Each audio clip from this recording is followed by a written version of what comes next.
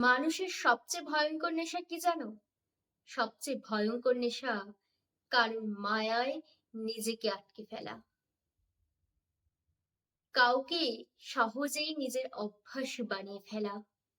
কারোর মিথ্যে মায়ায় নিজেকে বন্দি করে ফেলা। সবচেয়ে ভয়ঙ্কর নেশা কাউকে নিজের অসুস্থতার ওষুধ মনে করা।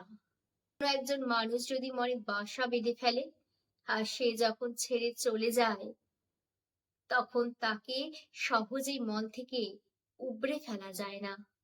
কিছুতেই সেই অভ্যাস থেকে বেরোনো যায় না। লাখবার চেষ্টার পরেও তাকে মন থেকে সরানো যায় না।